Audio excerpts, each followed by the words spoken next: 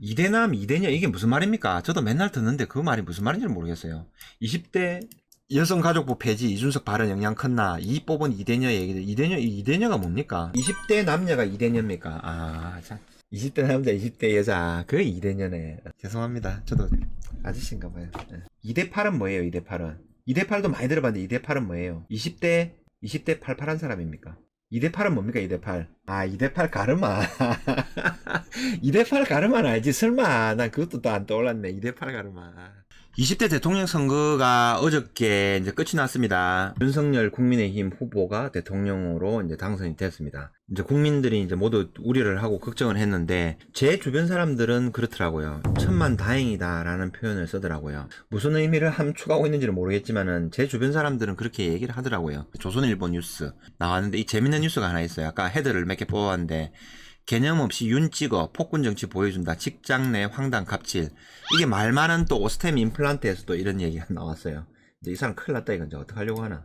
개념 없이 윤석열을 찍는다고 폭군 정치를 보여준다. 얘가 직장 내 황당 갑질을 했대요. 어디서 2200억 횡령 사고가 터져가지고 전 국민 주주들을 분노하게 만든 오스템 임플란트의 본부장이 윤석열을 지지하는 직원들에게 보복을 할 것이다 라면서 이렇게 단체 카톡 했대요. 오스템 측 해당 본부장은 대기 발령 인사이의 개최할 것 이랬는데, 아, 이게 직장 내에서 이렇게 하면 안 되는데, 그죠? 참, 말로 하는 것도 조심스러운데 이걸 근거를 남아가지고 김명일 기자가 썼네요. 무슨 본부장이 있습니다. 내가 그렇게 얘기해도 어떻게 윤석열을 찍냐? 참 개념 없다. 오스템 본부장 보여주마. 회사 잘려도 좋으니 오늘 윤석열이 되면 이 본부장이 윤석열보다 더 폭군 정치가 뭔지 보여줄게. 특히 모 지점은 각오해. 이래가지고 지금 협박을 하고 앉아있습니다. 제가 볼 때는 지가 먼저 날아가게 생겼습니다. 오스템 자체가 흔들리게 생겼구만은. 이 오스템 임플란트 제가 볼 때는 이 본부장이 개념 없는 말 한마디로 이래가지고 이거를 뭐 조선일보까지 나왔으니까 알 거 아닙니까? 뭐 그럴 리 없겠지만은 개심죄 적용시켜가지고 한국거래소 사장이 오스템 임플란트 저거 국민들한테 안 좋은 영향을 미치는데 저 안 되겠다 이렇게 얘기해버리면 어떡할 거예요? 개념 없는 본부장 때문에 진짜 애꿎은 국민들만 상장 폐지 진짜 되면 어떡할 거예요? 회사 실적은 좋다 그러는데 이 본부장 큰일 났습니다 이거.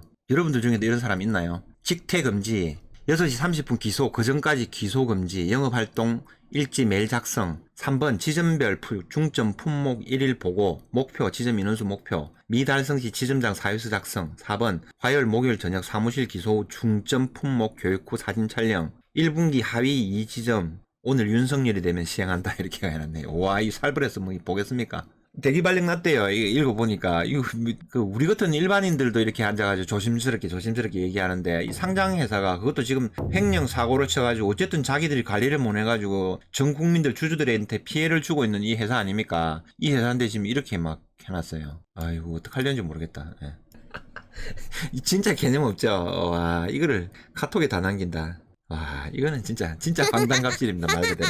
특히 이제 선거 관련된 거나 이런 거는 이제 개인의 자유의사기 때문에 굉장히 조심스럽거든요. 예. 진짜 조심스러운데 이거를 막 이렇게 남겨서 뭐 이렇게 한다. 특히나 최근에 횡령 사고로 인해서 지금 심사 들어가서 비려도 시원찮을 판국에 회생을 해야 되는데, 그래야 여기 투자한 사람들이 살아날 거 아닙니까? 거기서 엄청나게 많은 사람들이 관여돼 있는데, 이 사람 나중에 이제 지금 총 다 맞게 생겼습니다, 이거. 소액주주들이 이 사람 가만두겠습니까? 이 사람 핸드폰 번호 나중에 뜨면서 공격하겠죠. 협박하고 난리도 아닐걸요. 어떡하려는지 몰라. 이거는 원래 저쪽에 있는 사람들이 잘하는 건데. 자, 바뀌는 일들이 뭐가 있냐. YTN 봤습니다. 거리두기 실외 마스크 모두 해제한다. 새 정부의 코로나 방역 정책. 아, 드디어 마스크를 벗을 수 있게 되었습니다. 아, 박수 한번 칩시다. 뭐 응원하고 안 하고를 떠나서요. 그래, 이거는 좋잖아요.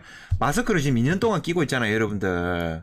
실제로 말이 안 되잖아요. 거리두기 한다는데 그게 됩니까? 지금은 최고로 해가지고 선거 전에는 30만 명까지 나왔더만요. 예. 확진자 수만 500만 명 넘었다는데, 검사 안 하고 이렇게 한 사람은 전 국민이라고 봐야 돼요. 집단 면역에 들어가 있다 봐야 되는 겁니다, 이게. 잡지도 못하는 걸 가지고 계속 국민들을 못 살게 괴롭혔던 거죠. 이게 없어졌으면 좋겠어요. 그 건장한 헬스클럽의 관장들이 그 경영난에 힘들어가지고 자살하는 사람들이 얼마나 많이 나타났습니까? 돈 때문에 자살하는 사람들이 나타나잖아요. 이제 그만합시다, 제발. 뭐 9시까지 영업하고 10시까지 영업하고 11시까지 영업하고 그게 무슨 상관이 있습니까, 그거. 2명 가면 괜찮고 3명, 4명이 있을 때는 괜찮은데 5명 가면 안 된다, 6명 안 된다. 그게 무슨 소리입니까? 그거 초등학생, 유치원생이 들어도 말도 안 되는 일들이 지금 막 벌어지고 있는데, 그것도 2년 동안. 자영업자들 다 먹고 살아야 될 거 아닙니까? 뭐 자영업자들은 사람이 아닙니까? 바뀌는 정책 한번 보겠습니다. 윤석열 방역 정책은 MBN 뉴스입니다. 영업 제한 철폐. 보완책은 실내 환기. 실내 환기는 뭐 하면 좋죠. 가도 있는 공기는 그냥 아주 상식적으로 돌아가자는 얘기입니다.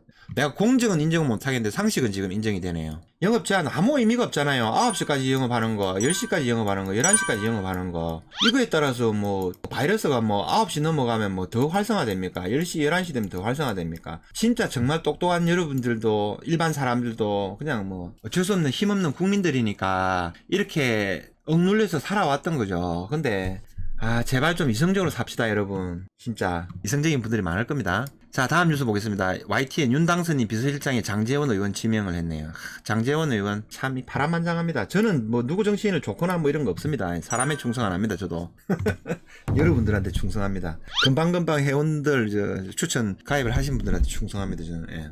윤당선이 비서실장에 장제원 의원이 지명이 됐답니다. 예. 소위 이야기하는 윤핵관, 윤석열의 핵심 관계자에 이제 한 명이 되는 거죠. 근데 팩트를 얘기하면은 진짜 파란만장합니다. 저는 조금 이해 안 가는 부분이 많아요. 권력이라는 게 냉혹하거든요. 아시는 분들도 있겠지만 솔직하게 제가 아는 바대로 얘기 드릴게요. 이 본인 같은 경우 굉장히 뭐 똑똑하기도 하고 그 대학교 재단을 가지고 있습니다. 굉장히 부자예요. 그러면 자기 지역구 관리를 굉장히 잘해요. 근데 저는 아직도 이해가 안 되는 게 제가 이제 정치를 하고 권력에 취해 있는 이런 사람이 아니기 때문에 얘기할 수 있습니다. 정치를 뭐 하려고 시도의원이나 국회의원 하려는 사람들 이런 얘기 못해요.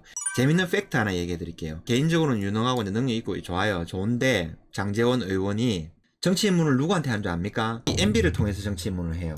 재밌죠? MB를 통해서 정치 입문을 하고 MB가 구속이 되고 이렇게 할 때 눈물을 흘리면서 찾아가고 했던 사람이 장제원 의원이에요. 안에 내심 복심은 뭔지는 모르겠어요. 근데 MB를 구속시킨 사람이 누구냐면은 우리 지금 윤석열 당선인이에요. 복합하고 내부적인 엄청난 그런 게 있겠죠. 그리고 이제 박근혜 전 대통령을 구속시켰기 때문에 친박 쪽이라든지 진짜 박근혜를 또 사랑하고 지원했던 사람들은 이해가 안 되는 거야. 윤석열을 지원한다는 게. 근데 뭐 어쨌든 됐습니다. 근데 복잡한 내부 사정들이 있겠죠. 그래 이런 저런 게 있었는데 결국은 그래도 우리가 선택을 해야 되니까 이렇게 돼야 되지 않느냐. 그 결과로 나온 게 천만다행이다. 이렇게 되는 게 있고 이제 대통령 비서실장까지 될 사람이기 때문에 제가 이제 말을 굉장히 조심해야 되는데 하여튼 아이러니해요. 아이러니합니다. 예. 그거 말고 또 딴 것도 있는데 그 에피소드는 다음에 얘기합시다. 예. 조심해야 돼요, 저도.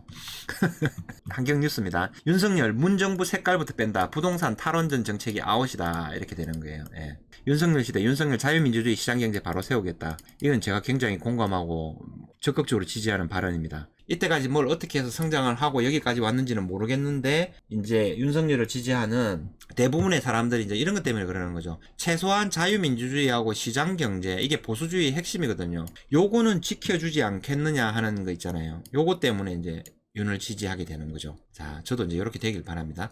부동산도 물가가 상승하는 만큼 완만하게는 상승해야 되잖아요. 내리더라도 조금 완만하게 MB정부 때 이제 완만하게 했죠. 상승을 하더라도 완만하게 상승해야 돼요. 누군가가 열심히 해가지고 일을 해가지고 돈을 조금 모으면 집도 하나 살 수 있고 뭔가를 할 수 있고 이렇게 하는 분위기를 만들어줘야 돼요. 그래야 다 같이 진짜 더불어 잘 사는 세상이 되는 거거든요. 근데 이런 집값들이 뭐 공급을 너무 억누른다든지 아니면 사회주의 정책을 갑자기 한다든지 이렇게 하면 이렇게 돼버리잖아요. 그러면은 더 양극화가 심해져요. 사회주의로 갈수록 공산주의로 갈수록 더 심해지는 거예요. 양극화가. 물론 이제 미국을 비롯한 이런 나라들도 이제 양극화가 이제 자본주의가 심화되면서 부작용으로 양극화가 이제 심해지는 경우도 있어요. 어쨌든 요렇습니다. 저는 이제 요거만 됐으면 좋겠어요. 자유민주주의 시장경제 요거만 해가지고 지켜지리라고 보고 기대를 할 수밖에 없습니다. 예. 아시아경제에서 나온 거고요. 윤당선인 최저임금 주 52시간제 개선 의지가 있다. 중소기업 정책 기조가 변화가 있을 것이다. 이렇게 되죠. 요런 것도 보수주의 정책에서 나오는 거죠. 예.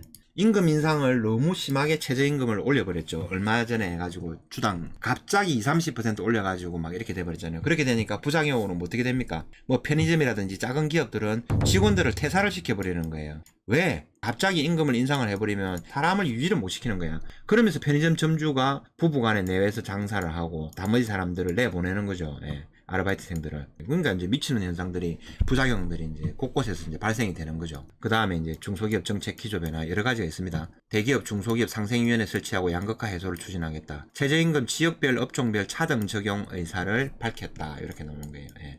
조금 탄력적으로 이제 노동시장도 유연화시키겠다라는 내용이에요. 후보 주변에 있는 참모들이라든지 뭐 국회의원들이라든지 뭐 여러 사람들이 있죠. 그 사람들이 이제 정책을 입안을 해서 이제 올려줍니다. 그쪽에서 이제 있는 사람들이 이제 보수적인 성향을 가진 사람들의 정책들이 이제 반영이 되는 거죠. 아까 뉴스도 하나 보니까 대기업 있잖아요. 3대 재벌 뭐 이재용 삼성전자 부회장, 정의선 현대차 회장, 최태원 SK 회장 이런 세 사람들이 전부 윤석열에 의해서 칼 맞고 전부 다 감옥에 다 간 사람들이에요. 예전에. 예. 실제로는 대기업 두드려 잡던 사람들이에요. 예. 무서운 분이 무서운 분. 조심해야 돼요, 저도. 그랬는데 어쨌든 이렇게 됐습니다. 예. 하여튼 뭐 잘 맞춰가지고 이렇게 했으면 좋겠습니다. 예. 다음 뉴스 보겠습니다. 윤석열 대선 승리 이끈 세 사람 알고 보니 해가지고 이제 이 측근들이 이제 이렇게 나오겠죠. 이준석을 굉장히 잘했다라고 이야기하는 사람들도 있고, 이제 이준석 때문에 이제 20대 여성, 이대남, 이대녀, 이게 무슨 말입니까? 저도 맨날 듣는데 그 말이 무슨 말인지 모르겠어요. 20대 여성가족부 폐지, 이준석 발언 영향 컸나, 이 뽑은 이대녀 얘기들, 이대녀가 뭡니까? 여아이대 나온 여자를 이대녀라고 하진 않잖아요. 20대 남녀가 이대녀입니까? 그렇구나. 미안합니다. 제가 인플루언스까지는 아닌가 봐요, 제가. 20대 남자, 20대 여자, 그 이대녀네. 죄송합니다. 저도 아저씨인가 봐요. 2대8은 뭐예요, 2대8은? 2대8도 많이 들어봤는데 2대8은 뭐예요? 20대 팔팔한 사람입니까? 2대8은 뭡니까, 2대8? 2대8 가르마. 2대8 가르마는 알지, 설마. 난 그것도 또 안 떠올랐네, 2대8 가르마. 우리 애들이 들으면 기절하겠다, 그죠? 제 생각에는요, 굉장히 이제 절차상의 선거에서 모순점이 있었지만은, 그거를 딛고, 지금 진짜 천만다행이다, 기사회생했다. 여러분들이 질식도 하고, 더 관심을 가질 수 있도록 해야 되고, 냉정하게 이제 정치인들이 못하면 여러분들이 혼도 내고 그렇게 하셔야 돼요. 그래야 이제 이 나라가 바로 설 수 있고, 우리 후손들이, 후대가 잘 살 수 있도록 만들어줘야 되잖아요. 우리 선조들의 도움으로 우리가 지금 여기까지 잘 살 수 있는 공간이 마련된 거잖아요. 우리나라가 대한민국이 뭐 세계 10대 뭐 무역대국, 경제대국 이런 어마어마한 강대국이 된 게 뭐 우리나라 역사상에서 저는 없다고 보거든요. 그게 다 우리 선배들, 선조들이 만들어 놓은 거예요. 진짜로. 이승만 대통령부터 해가지고 공과를 떠나서 박정희 대통령이 위대하게 만들어 놓은 거고 지금에까지 이제 왔다라는 거죠. 그 한 사람 한 사람들의 역할들이 있기 때문에 우리는 밥 먹고 살잖아요. 후손들에게 물려줘야 될 의무가 있잖아요. 그 정도는 하자. 당연히 이제 뭐 정치를 하는 사람들이 나라를 잘 이끌어 나가야 되죠. 위정자들이. 그러니까 우리는 그거를 잘 할 수 있도록 어느 정도는 이제 조금 하자. 뭐 그런 정도의 뉘앙스입니다.